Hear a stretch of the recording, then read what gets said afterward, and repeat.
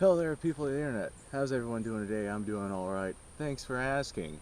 I'm a little upset right now because it's currently the ass end of December and it is quite cold. We actually have another cold front coming through tomorrow, so it's expected to get even colder.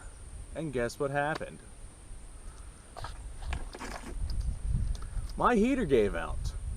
This thing right here. Now granted, I have been using it for a lot of years. I definitely got my money's worth out of it. But it stopped working. And it sucks because I'm cold. Now I have to keep warm the old-fashioned way with like a fire or something. But I don't have a fireplace in my house, so I guess I'm just screwed inside the house. But yeah, my heater gave out. It's been kind of sketchy for quite a while now. The switch on it, you know, you had to kind of finagle it to get it working. So it's been like that for a couple of weeks. Well, the other night the actual fan gave out, but the heater coil did not. This happened while I was asleep with it on. So I'm asleep, this thing right here, the fan gave out. All of a sudden, you know, the smell of burning plastic fills the air. There's smoke. I think something's legitimately on fire. It takes me a little while to find that it's this thing. It was a mess. It really was. And now this thing has to suffer because of what it put me through. So I'm gonna go ahead and shoot this today. Now I'm not rocking anything real special. I'm just gonna be shooting this heater with my Star BM chambered in 9mm Parabellum or 9mm Luger, depending on where you get your ammunition from. I'm expecting this video to be kind of a short one. Basically, this thing, all it did was irritate me, so I'm gonna take it out to the range, which is exactly where we're at right now. And I'm gonna let it up with some 9mm pills. I'm not rocking anything real special. I don't have a lot of 9mm ammo. It's just Full Metal Jacket ball ammunition. Hey guys, what though? I just got back from a vacation and I am kind of tired. I had a leaf just fly into my shirt. That was wonderful. Okay, I'm just gonna start shooting this thing.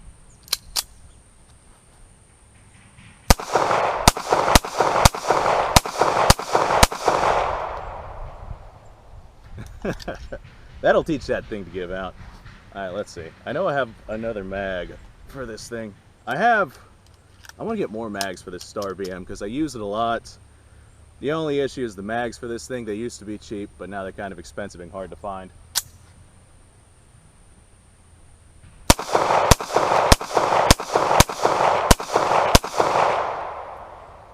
Alright, well, half the fun of shooting something is checking out the damage done to said target after it's been shot, so let's check it out. Alright, well, if I had to make an assumption, I would say that this thing is definitely broken now. Oh, look, it's got a heat shield in it. I had no idea that would be the case, and I don't really know why I didn't think of that. Yeah, well, this thing no longer functions, which is fantastic. You know, I I made it out to sound like, well, it sounded like I made it out to sound like I just destroyed it. Although it wasn't working to begin with. So, I guess technically speaking, I didn't break anything because it was already broken. I guess the heater element was alright. I could have probably done something with that, but this is more fun.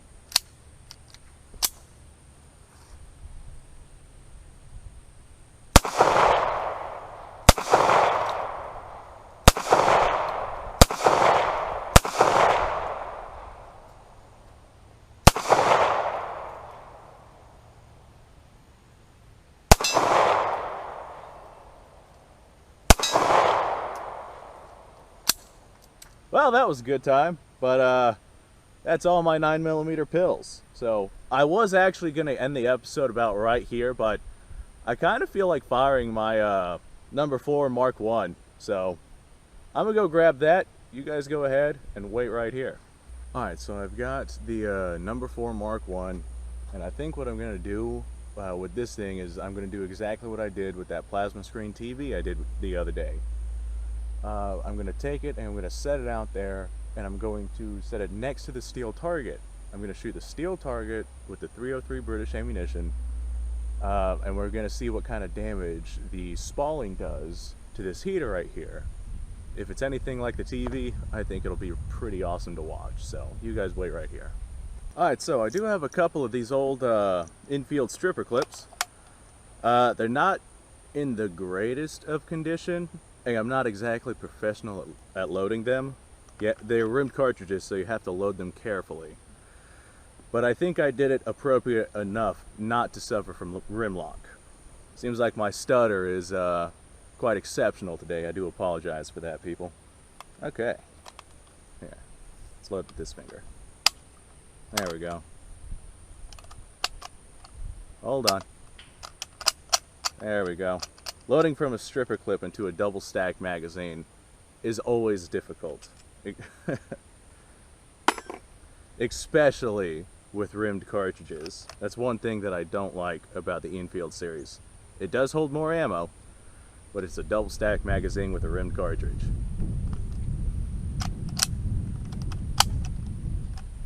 Come on, come on. Stripper clips are supposed to make things easier.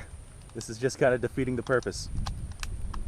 Of course, this particular clip right here, like I said, is not in the best of shape. I think I'm just going to manually load that one. There we go. Look at that. Maybe not. Alright, there we are.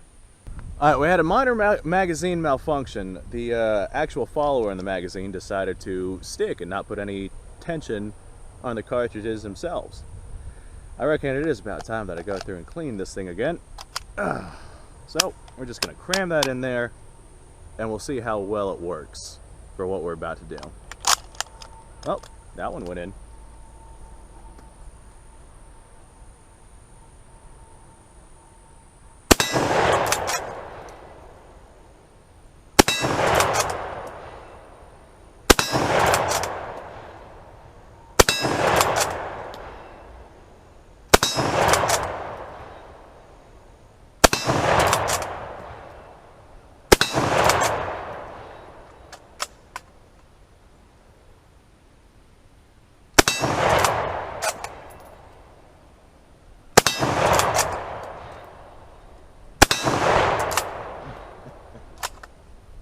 I always enjoy firing this thing whenever it functions properly. This particular Enfield is quite wore out. Definitely has seen extensive use. But I got it at a pretty good deal, so I'm not complaining. Alright, let's go see what sort of spalling we have on that heater we're shooting out there. Alright, I kind of expected this.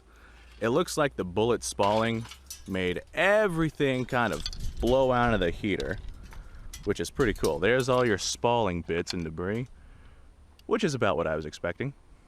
Well, as of now, this is just a hollow shell, so looks like the spalling hit the wire too. Looks like there's not much point in continuing to shoot that, so I guess I will end this episode here. Alright, well, I'm going to say thanks for watching. If you like this kind of stuff, go ahead and subscribe. I do this kind of stuff all the time. As you can see, my gun range out there.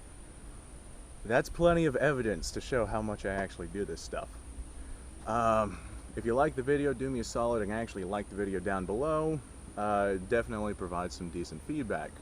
I do have a Patreon page upon which I've gone ahead and started doing Q&As on. Now, you don't have to be a Patreon to ask a question or to go to the Patreon page to actually go through and read an answer. I have a lot of questions that are either asked repetitively or that are very interesting that I'd like to address. A lot of times I will address questions directly in the comments, but then the repeat questions come in, so that's why I've started doing Q&As on the Patreon page. So go ahead and check that out. Alright, once again, thanks for watching, guys. My time is very limited right now, and this wind is not helping. Alright, yeah, that's at a decent vacuum. My time's quite limited. I have someplace to be in just a little while, but I want to make another video before I go about doing that. Fuck this wind. As soon, like, I will have the camera off, I will be sitting still, nothing will be happening, and the wind will just be sitting still. But as soon as I start the camera, the wind picks up. From where it's blowing, the camera's in a decent vacuum right now, but a lot of times it's not, and it's really annoying because I have to stop recording and wait for the wind to pass. Otherwise I'll have a bunch of wind noise in the videos and it's really irritating. Anyway, I have another video I'm literally just about to make, so I'm gonna go do that. You guys go off, have a fantastic day.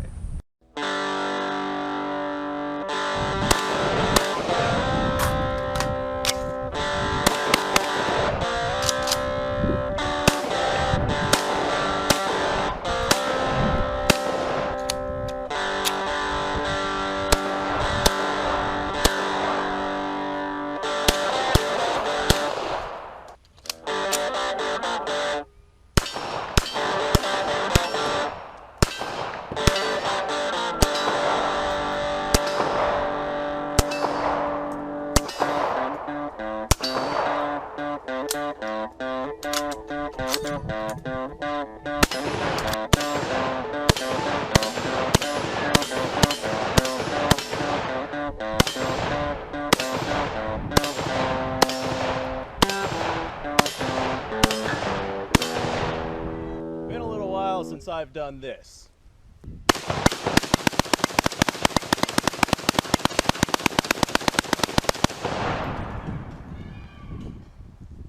Bonnie and Clyde be damned. The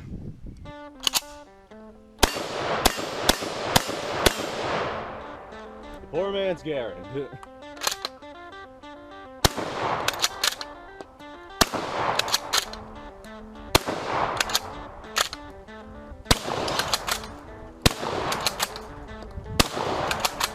It's a shame that bolt-action shotguns aren't more mainstream.